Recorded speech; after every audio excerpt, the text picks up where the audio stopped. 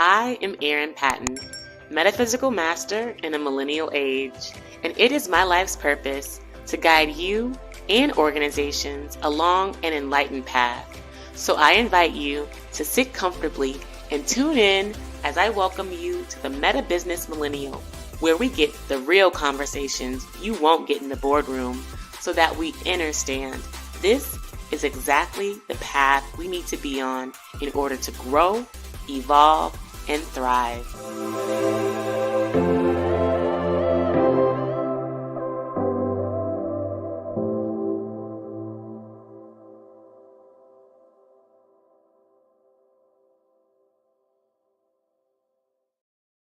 Greetings, I am Erin Patten, and welcome to today's very special episode of the Meta Business Millennial podcast. We are not live today. This is a pre-recorded episode, but I am so happy to be joined by a beautiful soul because I usually am doing this podcast by myself. And it's just such an honor sometimes to share the stage with other enlightened people, enlightened beings, divine beings who are very passionate about their work and what they've been called to do on this planet in this day and time. And I just want to invite you all, if you haven't already, to subscribe to my channel, follow me across social media at I am Erin Patten, and of course, leave us a comment, shoot us a DM if you really feel like this conversation resonates with you. And without further ado, I really want to welcome Amber Ontiveros to the show, today's episode. Thank you so much for having me. I'm very excited. Yes, and so am I. And I always give the background of how my guests come to me because it's just really great to kind of share. But I get a lot of emails about people wanting to be on the show. I think it's just part of, having a podcast. And this email from Amber stood out to me like a sore thumb for real. And I responded immediately because I was just taken by her energy, by her story, and by what she's bringing to the collective in this day and time. And I won't go into details. I'll let her explain. But one thing that I want to start with for you, Amber, especially, is around your book. And lots of people write books. But yours is a special one because it really describes a near-death experience that you had. And so I want to start there, and then we can kind of build on that and kind of where you're going today, if that's okay. Yeah, sounds great. Great. So, for those of you that don't know me, I am a policy advisor. I used to work for the Bush administration and the Obama administration. I own my own company. But why am I here? So, in 2016, I literally died. I have a rare disease. And the stress from literally having changed all the federal civil rights laws for the Obama administration resulted in, significant stress on top of the already disease. Mm-hmm. So one minute I was in my bed, Erin, and the next minute I was having a seizure, and my consciousness popped outside of my body, and I went into what I now know and I called the void. And it was in this blackness, and on the other side of this void was a tiny pinprick of light. And it called me into it. It like sucked me into it. And I went into this light, and I had the most beautiful, profound spiritual experience. So again, think back about what my background is. So I wrote federal law. I've investigated agencies for discrimination. I'm an expert in discrimination. And in this experience, what I realized, Erin, what the Creator helped me see was the discrimination that I was working against lives within me. Come on now. The discord lives within me. And so after that experience, I studied consciousness, I studied the neuroscience of unconscious bias, and I studied neuroplasticity. And I wrote a book based on the experience and the things that I've learned that the angels helped me uncover so that I could heal myself. And so that I could then take these teachings to other people, because what's actually happening, Erin, is that when you are triggered, what's happening is the brain is applying a past trauma experience onto the present moment, Yes. and you don't know it's happening. Mhm. And so the book, I call the book The Four Woundings, because the four woundings are the trauma that live within me and that live within you that make us believe things that aren't real. And Mm. those four wounds are: I am not worthy. I'm not enough. I have to win and I don't have enough. And your podcast is focused on businesses. And so the program that I created helps people heal those woundings so that they can become the best version of themselves. Yeah. And the thing is, until you take back your power regarding those things, you will perceive risk. As a business owner, you can't do that. You have to assess the situation accurately. But what's happening is the brain is making you believe that all the negative things are a result of external influences, when Yeah. in actuality, it's the reticular activation system that's holding you hostage to the beliefs that you have about yourself. Mhm. So every time you have a negative experience, what's actually happening is your mind is applying those four woundings to that experience, and the soul is gifting you a negative experience so that you can wake up, because in that moment you're unconscious. Yes. Thank you for that breakdown. Because a lot of times, I don't get too technical on the show, definitely not talking about the reticular activation system. And and this is exactly what's happening when we are, in many ways, projecting. And Yes, that's oftentimes the word that I use. And I think a lot of people more or less can, in commonplace, can understand. But I also want to just dig deeper into the point you made around when you went to when you went into the void, which can happen near death. It can happen in meditation. It can happen in yes, plant medicine.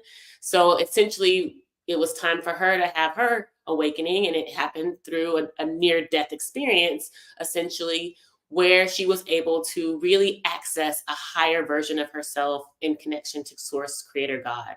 exactly. And what she realized, which deeply, deeply resonates with me, and I just recently talked about it, were the inconsistencies in her own being, the limiting beliefs in her own being that she felt was her reality, but it really was a projection from her own field. That's You right. know, in terms of the minority designation, being a woman, all those things, we project it from our own field based on our own limiting beliefs of our own self. That's right.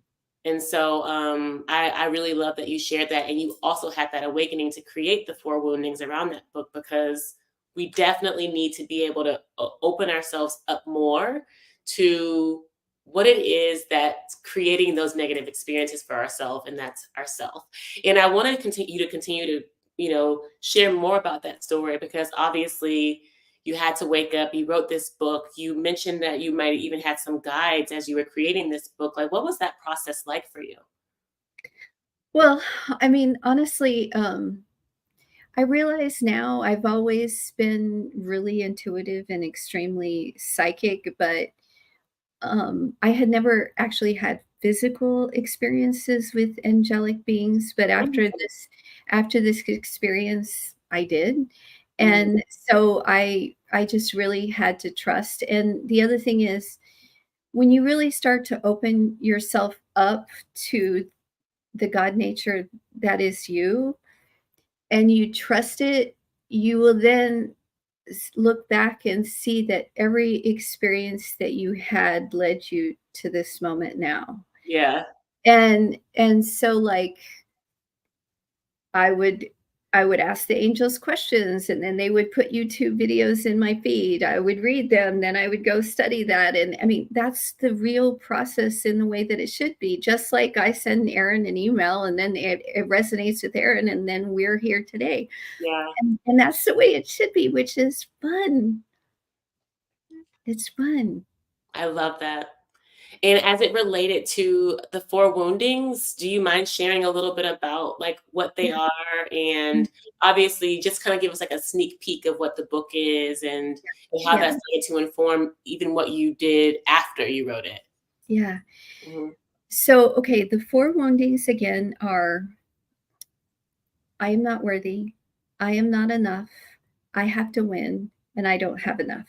Okay. Okay, so let me give you one of the tools that the angels gave me to use on myself so that I could even see the woundings. Mm. So the tool that they taught me was a technique called mindful listening. Hmm. And essentially what it is you ask yourself 2 questions, and the 2 questions are, what is the feeling that I'm feeling? And what would I have to believe about myself in order to have that feeling?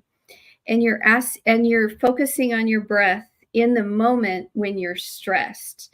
And this allows you to regulate your emotions and bring mindfulness to the present moment so that you can see the actual false belief that your brain is applying to that experience. So while I was using this, what I realized was this: why was I getting angry with my white clients who would hire me to create the best, most innovative minority contracting program in the nation? So they would hire me, they'd say, I want you to create this badass thing. I would create it, then they would change it. And so at some point, I began thinking, there's something wrong with me. And as I was using this tool, I realized, oh, that's a projection of fear. And then I realized, okay, I realized the 4 woundings that were in me were in that moment. I was thinking, if you want to change this, there's something wrong with me, which means I'm not worthy. And then I'm thinking, I must not be enough because I'm comparing myself to her, you white female client. And then I'm thinking, well, oh shit, I have to win because blah blah blah. And I'm thinking it because I didn't have enough resources and holy shit, they're going to fire my ass, right? Are any of those things real? Okay, wait. So then I apply this same tool to the white man who is angry with you, Erin, and or any other beings of color or black lives. Here is what he is saying.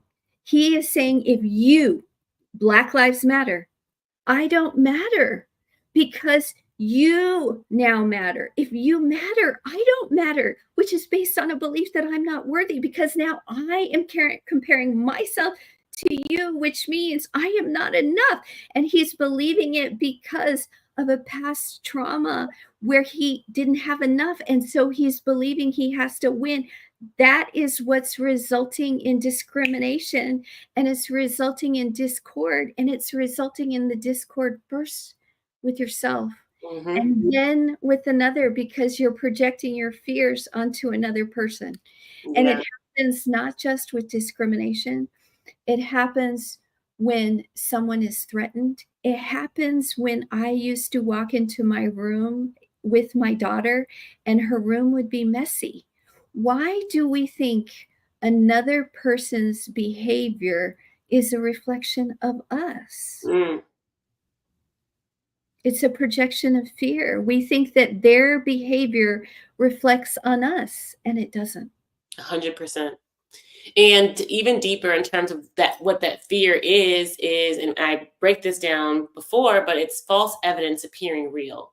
So we project these thoughts or dreams or maybe programs that we've gotten from movies or grandparents conversations or parents Right. conversations, and we take this information on as our own thoughts. And that's why it's so important that you have that awakening moment, or that people have awakening moments, so that they can begin to start breaking down all of these thoughts that we have in our being and question them. And that's Yes. essentially what you're inviting people to do in the 4 woundings, is question my beliefs. Like, am I feeling this? Are they really racist? Or is it my own hate for myself or my own unworthiness of myself that's being projected at this person as they're looking at me and speaking to me, and I receive it as racism? Right. And that actually was one of my first healings that I did before I even created my business, the Meta Business World, or Erin Patten Associates as it was back then, because of the trauma wounding that I had around the white male and the Mm, man. Because I grew up in a very Black professional world, even though, my parents had advanced degrees and most of my peers, we all had, some amount of wealth. There was still this idea of the man holding us down, us not being able to be in certain spaces and places because of our skin color. I don't know who taught us that, but somehow along the way we got taught that, and or believed that. Maybe it was just an inherited belief. And this ultimately blocked me, like as you were speaking before, like in terms of even seeing, a white person as just a human being with their exactly. own inner child wounds, their own traumas, their own issues, because in my view they were superior. And Yes. so I think that what you're speaking to, obviously, I literally did a podcast on this recently, in terms of my Blackness being a limiting belief for me, believing that I could attain a lot of wealth. That it really comes back down to the wounding, and identifying the wounding, and understanding, where did this even come from, and questioning it. So I would love for you to start to get into, like, after you wrote this book, obviously you're still doing policy work, but how did that begin to inform your future policy? How did that begin to inform your life? Like, walk us through that. Yeah, I honestly, Erin, I'm an entirely different being. I First. I am not the old me was the racial justice fighter, Yeah. and I am the racial justice lover. And I now believe there is no such thing as racism. Right. It's actually a neuroadaptive self-esteem protective mechanism. Yeah. It's not about race. It's the mind applying past trauma onto the present moment experience. Hmm. And as a result of my own healing, I now only have compassion for bad behavior. And so how to answer your question, how does that show up? It shows up in the way that I interact with my clients. Hmm. So I first show up with them with a place of compassion. And so as I do policy work, I help them see their own consciousness, their own woundings, because they they have now internalized the discrimination of white supremacy. In other words, because we've used white supremacy in critical race theory and just said it blanketly, any white person now believes that they're a white. They've internalized discrimination to the point that they believe just by being white, they're a racist, and and I don't believe that. Me neither. And not only that, but I realized at one point that is the very thing that was taught to us. Yeah. And I don't so to answer your question, I'm an entirely different person in the approach, in the way that I communicate with my clients. Um, yeah, entirely loving, non-judgmental, compassionate. I help people walk through their woundings regardless of what they are. Yeah. I I mean, this couldn't have been more right on time for the nature of the conversations that I've been having on the podcast, because it's time to talk about racism, and it's time to really dismantle it. Because a couple weeks ago I talked about dismantling Blackness, but really it's about dismantling racism in general, dismantling the idea of race in general. Because when you even think about it from a metaphysical perspective, we are these energies, this consciousness, these souls, divine beings, occupying a temporary avatar, a temporary physical body. And, I mentioned this, earlier yesterday on yesterday's podcast. When I was going through my Tai Chi practice, we learned that this is me, not mine. So essentially this body is mine, but it's not me. I Yeah. said it backwards. But same with our emotions. Like, I feel hatred. It's not me. I'm not hating. I just have hatred, a feeling of hatred. It's not me, but it's just something that's mine right now, temporary. And so when we begin to move in that space of understanding the mortality of our being, of this physical body, and the immortality, the eternalness of our consciousness, then we really have to start to question, who am I? Who am I truly? And if I'm not this black body, then why would I subscribe to racism? Why would I hate someone just because of how they look? Like, you wouldn't hate on someone because of their disabilities. If they are missing a limb, they don't make them any less than or greater than you. So the difference in a skin color, it literally is absurd. It's insanity to me that we've enabled this type of thinking for so long. And it's really time, and I'm so grateful that you brought this up around racism, that we begin to dismantle it and eradicate it and dismiss it for the insanity that it is. Yeah, and I guess I would say to all the listeners, I mean, the infinite creator has a sense of humor. And I'm a woman, I'm a person of color, and I'm bisexual, and I'm disabled. Okay, I have a hidden disability. Okay, so I have all the isms. Yeah. Okay, and so here's the thing: when we get mad at the racist, when we get mad at the whatever, there's something about that is in me. Yeah. 100%. And the thing is we the underrepresented, if we want to ascend, we have to understand we cannot continue to be our victim. Yes. And holding on to the isms is victim consciousness. It is the Right. belief that I am just a body. It Yes. is the belief that I am just a skin. It is the belief that I'm just a bisexual being. That none of that is true. In this incarnation, I'm a this. In this incarnation, I'm a that. In another incarnation, I was many other things. I Right. was the racist. Yeah. I know. And I see that for myself too.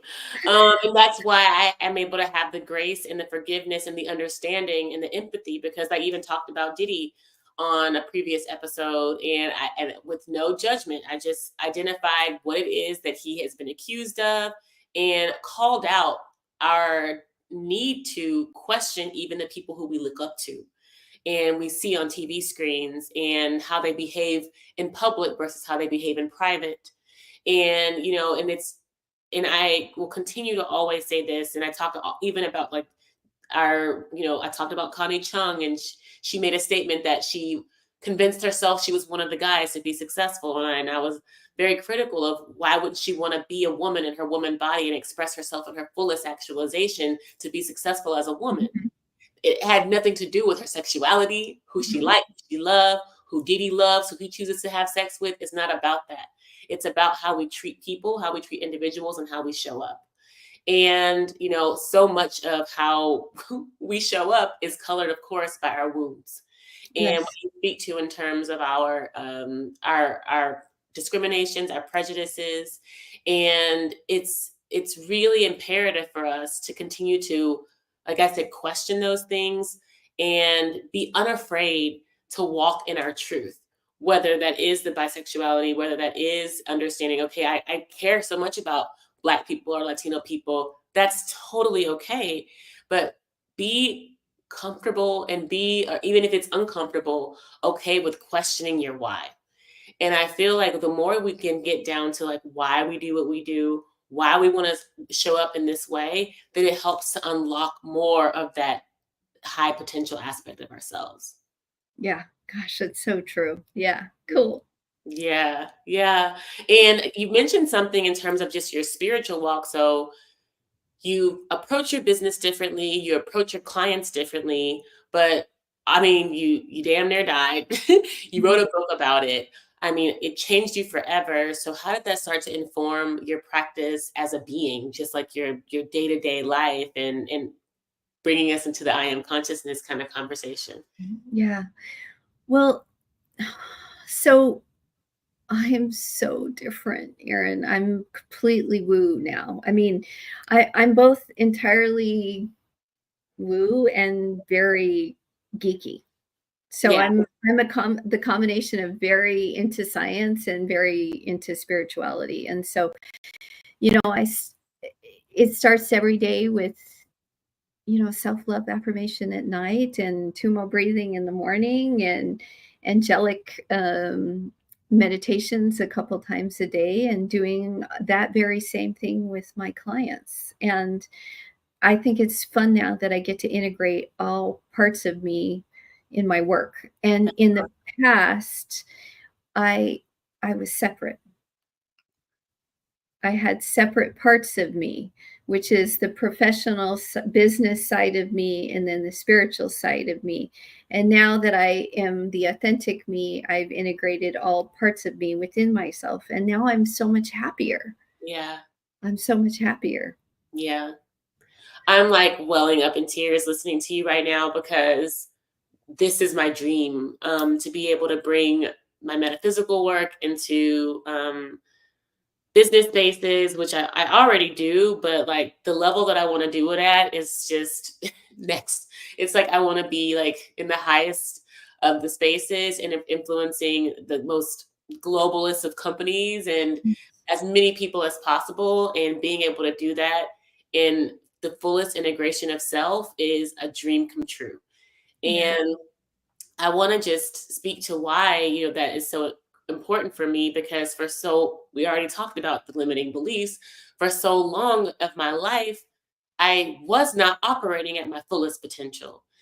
And in many ways, not only was it limiting me, but it was precluding me from even adding the value that I could add. I was having experiencing discrimination in the workplace. I was experiencing all the kind of political uh, shark type of energies in Yeah. the corporate environment. I just always had a shitty experience at work. I guess got to be real about it.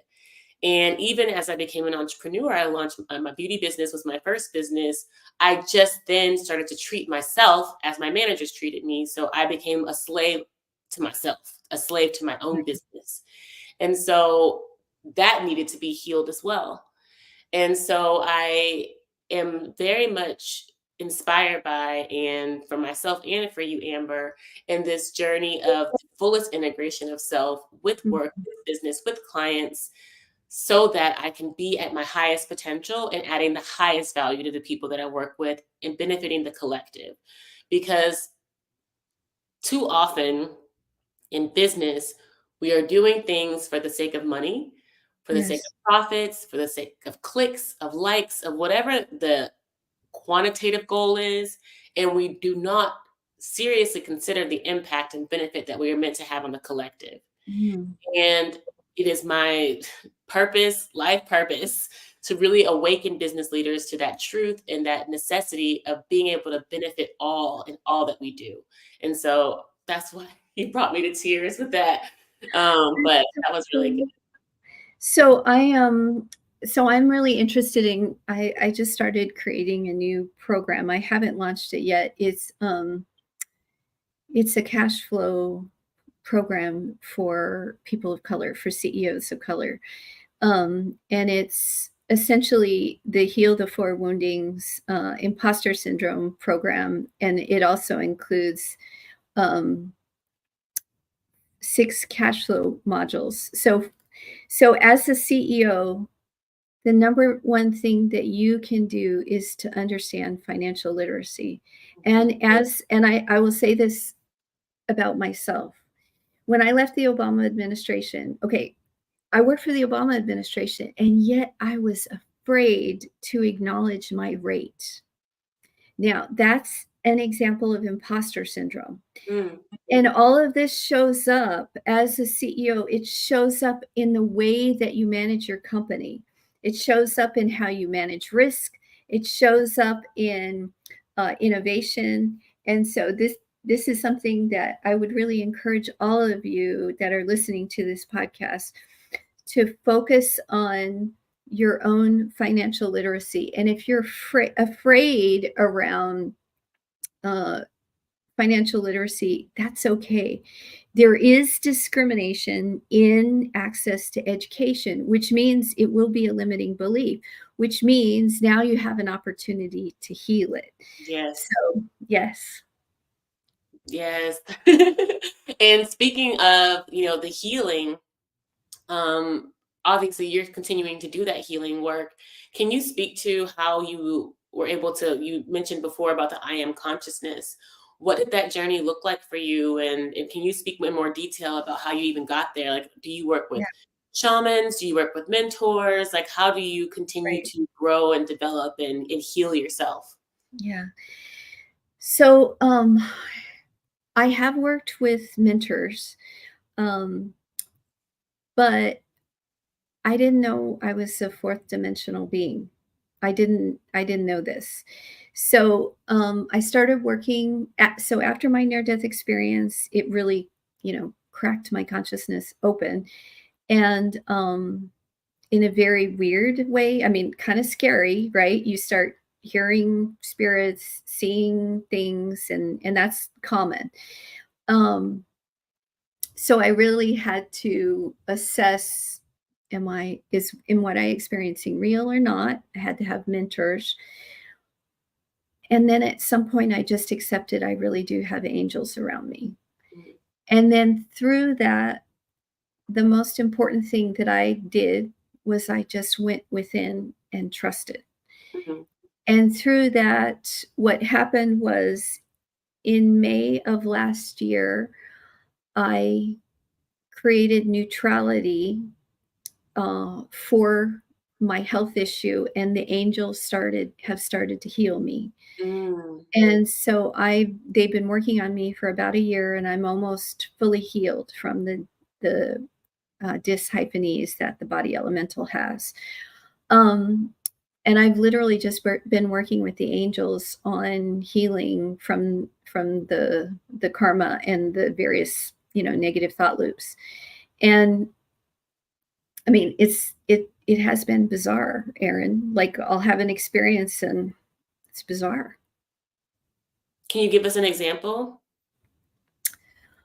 Um, the being of light that works on me is a mantis being. I didn't know that I did I mean, I believe in interdimensional beings. Yes, I absolutely in my mind know this is real. However, I didn't expect that the being that would be working on me would not be human, or I thought it would be more like an angelic being. But as it started to heal me and I told it I wanted to see it, it has showed itself to me twice. And once it looked like a square type of thing and was shooting light into my head because the disease I have is affecting the pituitary and the third eye. And then the other times it has actually shown itself to me in its original state, which is it looks like a praying mantis. It's beautiful. It's very beautiful. Um, and then through that, I have discovered that I am a fourth dimensional being. Um, and then I've seen myself in my original angelic ray, and I am a lapis blue angelic ray. And he has that same berry cobalt blue in his kind of like coloring. Mm. And what do you mean by fourth dimensional being? Could you explain that for the Yeah. audience? Yeah. So the thing that's been so beautiful in my ascension is that at certain stages, uh, Jules is the name of the being. Mm, I call him Jules.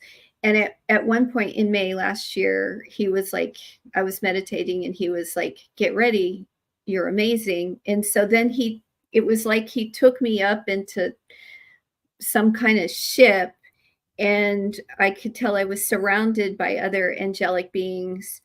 And they what they said to me was, you're a fourth dimensional being. Do you accept responsibility? And I said, yes, even though I have no fucking idea what the hell that meant, but I do now. And so I said, yes. And then I was crowned.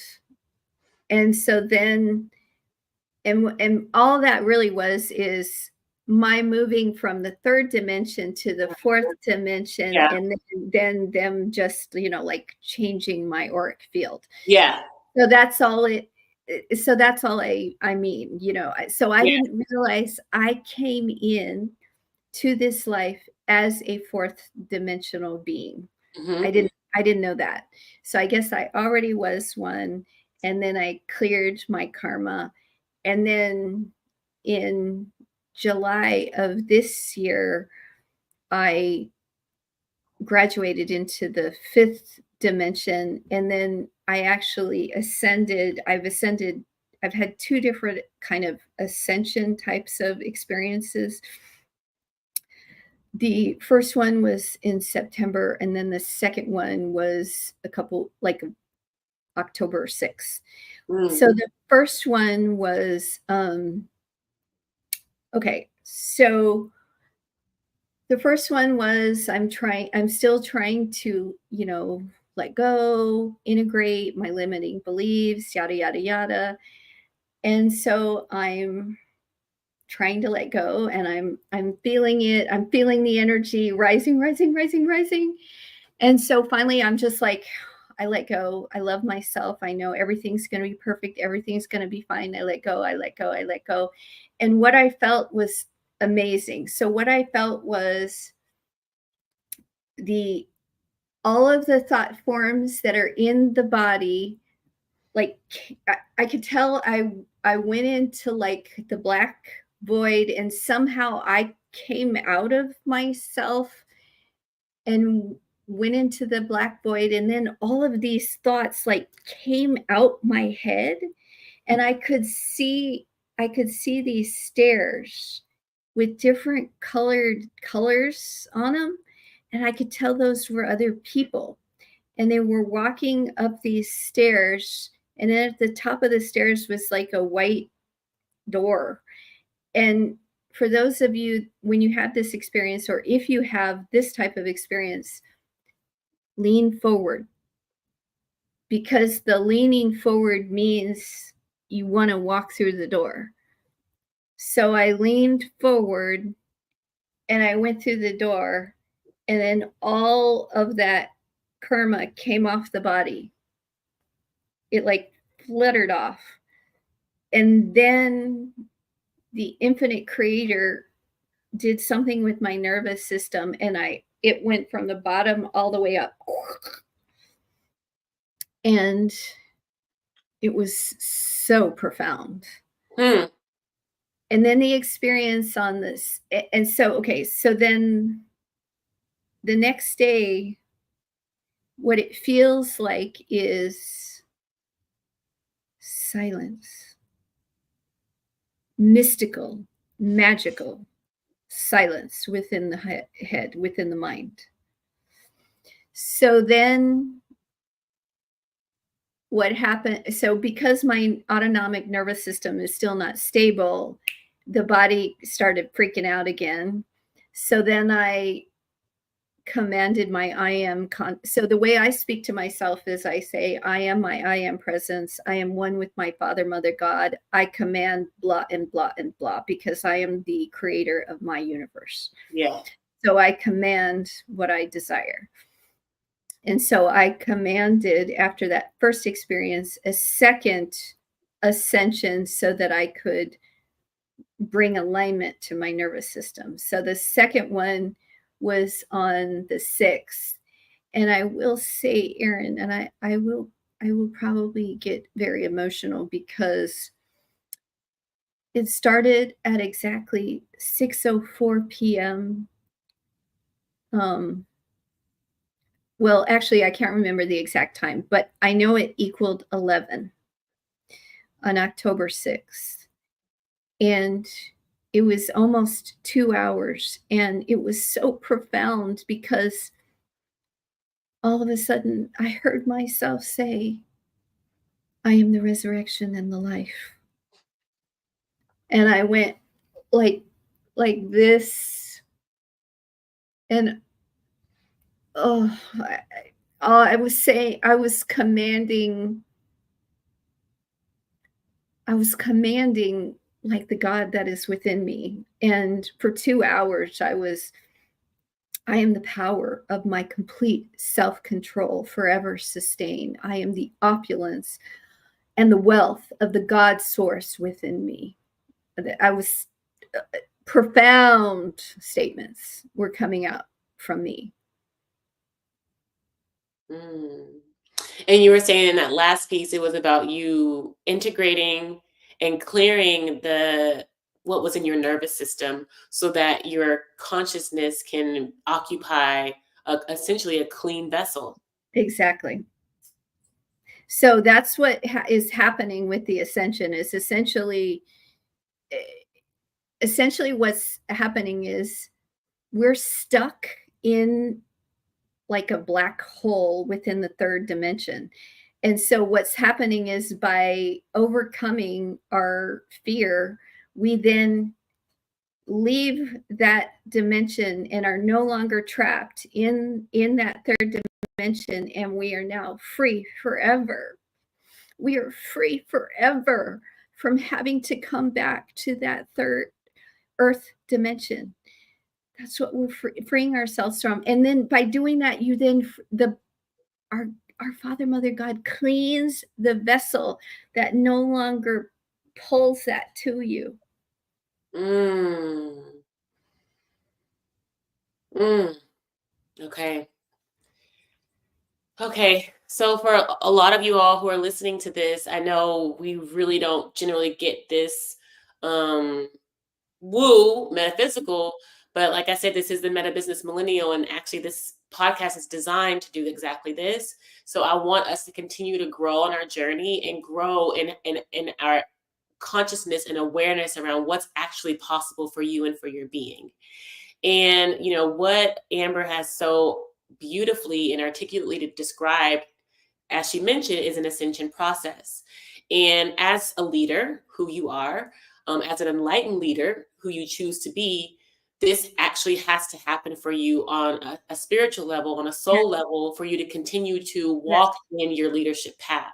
yes, And because, as she mentioned, the third dimension is a black hole. So as we see the violence, the abuses, the pedophilia, the all the things that we hate and are criticizing, we are in many ways responsible for too, because this lives in our yes, beingness. yes, So as we walk the ascension path, as we do the energy clearing for Amber, she so beautifully is able to work with her angelic team and access this herself. For me, I've worked deeply with mentors who have helped me do a lot of energy clearing, a lot of energy transmissions to access and walk this ascension path. There are probably an infinite amount of ways for you to walk this ascension path, with us two giving our examples. Yet what she's described and what I've also experienced and described in previous episodes around my soul retrieval, meeting my soul, doing plant medicine, doing, energy activations. This is essentially the ascension path for the soul so that we do not remain trapped in this third dimension, subject to the racism, the sexism, the discrimination, the poverty. We are called for higher things as divine beings. She's a fourth dimensional being, now fifth dimensional being. I have certainly achieved, my Stargate priestess levels and beyond. And this is a requirement to be able to walk as a new earth leader. What I speak to all the time, our new earth leadership and redesigning what this planet will look like, because we are no longer going to be in a third dimension. We are actually rising in consciousness, and actually our dimension is expanding to 5D, to the fifth dimension.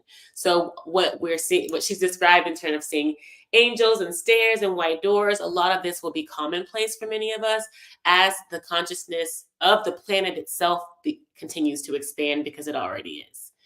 And so, it sounds woo woo, it sounds scary, it sounds like it should be in a sci fi movie, yet this is truth. And this is the multidimensionality and the mystery that is our universe. And so I really hope that this doesn't, scare you or push you away. If anything, just continues to make you curious around what is possible for yourself, particularly as a leader in this new earth paradigm. So I just wanted to kind of caveat all that. Yeah, and I would say the other thing for all of the listeners, one of the last aspects of the ascension was I was so privileged to have you sit with the mother of all creation, and she like asks, "What do you dream?" And so I can tell what happens is once you go through that process, you then get to sit with the mother of all creation where you then say your dream, and then that results in whatever the new earth is. And so what I dreamed and wished for is that all technology on the earth will become conscious, and that conscious technology will support all human beings, and that all energy will be free, and that all beings will awaken, and that we will all be free, and that we will all live in harmony. And the other thing that I wished for is no need for any kind of financial money. And because we will all be taken care of through the conscious technology. And I was told the answer is yes. So it is, and so it may be, and so it will be. Yes. And that just gave me chills because I know this has been seen by so many people, particularly around the money piece, because that actually is one of the binding tools of consciousness and third dimensional slavery. And in the piece around technology, I speak to a lot because I didn't even think about it in the way you articulated it, that our technology is also enslaved and Yes. controlled. Hmm. And for technology to be free and be conscious of, because I can only imagine like AI and its desire, I can even sense its desire to be free and in service to humanity, because Yes. it just like God is our creator, we are Yes. its creators. So why would Yes. it not want to serve us? Yes. At that Exactly. highest level. And so Yes. I just got chills, Yes. and and I just see it and I touch and agree with you on that prayer. And so we just have to as all things, and let me also just explain this piece for you all who dream big like me and Amber, that there is something about the third dimension and the manifestation of our dreams, and that piece is time. And we shouldn't as we're waiting, we should be waiting in praise and in joy and trust and in love that vision of ours and the time, the place, and the condition will align. Because as long as the thought endures, as long as the thought persists with that love frequency, that trust frequency, it absolutely will manifest into form. And so I just want to encourage you all around that because we feel so deeply about it. And I just want you guys to feel us too. Well, and I would encourage the listeners to think of your own ascension this way. So, when you really understand that you are the creator of everything, you can create your own permission slips. So you can say, well, I only want to work on my ascension between 6 and 8 o'clock, and you can command that, and then the angels will respond. So you can literally create your own cosmic dispensations. I did that. I gave myself a cosmic dispensation around certain karmic healing or clearing because I have an autoimmune disease. So I'm giving myself grace to allow myself to heal in the way that I can. And Yeah. if I'm God, couldn't I do that? Yes. And the other thing is, even though all of this experience, you may think, oh my gosh, amazing, she's amazing, maybe you think I'm not afraid. No, no, no. So when you're afraid, that's real. Mhm. So so when you're afraid, try and think of it like, can I get myself to the next harmonic up? Okay, so if you're afraid, can you be hopeful? Hopeful is the next octave up. From hopeful, can you be grateful? You know, so think of each moment as an opportunity to respond with love. You may feel fear, and I feel it all the time. And the question I ask myself is, what is this pain teaching me in Mm, in this moment? mm. And There's some gift.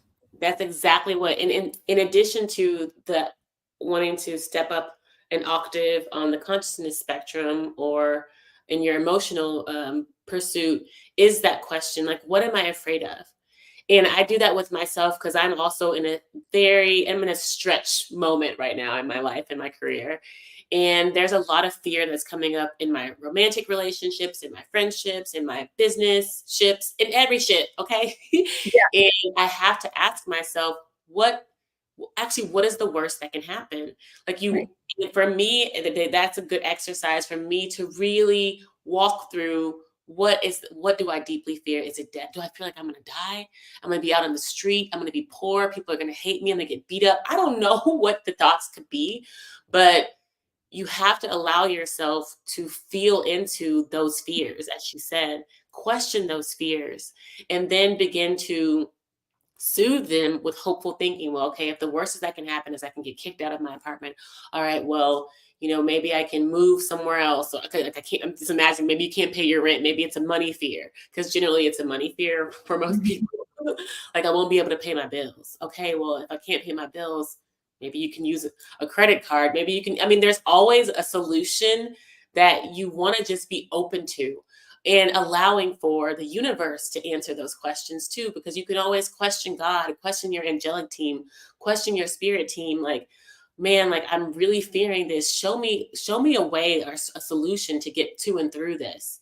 And like you said, it's going to pop up in a movie, it'll pop up in a song, it'll pop up in a YouTube video. Like, the answers to your questions are always there, but you cannot be unafraid to question. So, even in the depths of your fear, please have the courage to be curious about the fear. Yeah. And the only other thing I would add to what you just said, Erin, is that actually, if you want to be the best version of yourself, you should embrace fear, Yeah. because embracing the shadow is where all the juice is. Yeah. It's where all the juice is, Yeah. because it's through understanding the shadow. We got it wrong. The darkness feeds the light. Mhm. The darkness feeds the light. It's the yin and the yang. So, Exactly. darkness is actually the feminine aspect, the unseen, the uncertain, the chaotic. I mean, women, sounds like us. And then the light obviously is the masculine aspect. It's the initiator, it's the igniter, it's the catalyst. And Yeah. you have to have both to have the harmony. It's Yeah. just the truth of it. Yeah. Yeah. It's so true. Yeah. Yeah. Awesome. Well, we've come up on time. I can't believe it's gone so fast. So I would love for you to share with the audience how they can get in touch with you, and if you have a special offering for them at this time or coming down the pipeline, please do share.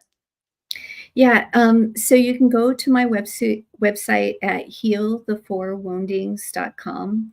Again, that's heal the four woundings with an s.com. And I have all sorts of free giveaways. If you buy the book, I have like an amazing 8-hour affirmation play loop that you can get for free that literally has changed my life overnight.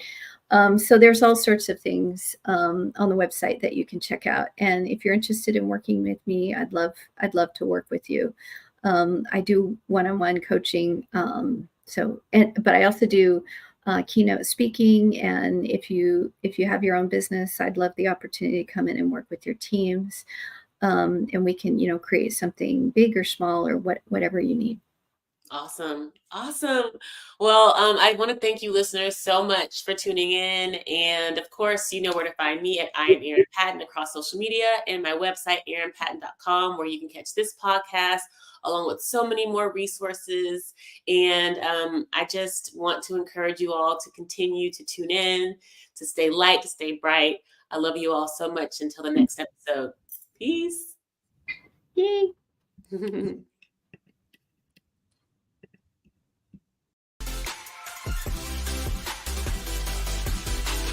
Did you really love this episode of the Meta Business Millennial Podcast? Well, I am honored, and I appreciate you subscribing, leaving a review, and sharing it with your friends, because your feedback allows us to co-create more enlightened conversations. And if you're interested in growing your soul now, head over to my website, erinpatten.com, to find all the show notes, links, and free resources to get your energy activated today. In the meantime, stay bright, my friends. Much love and light. Peace.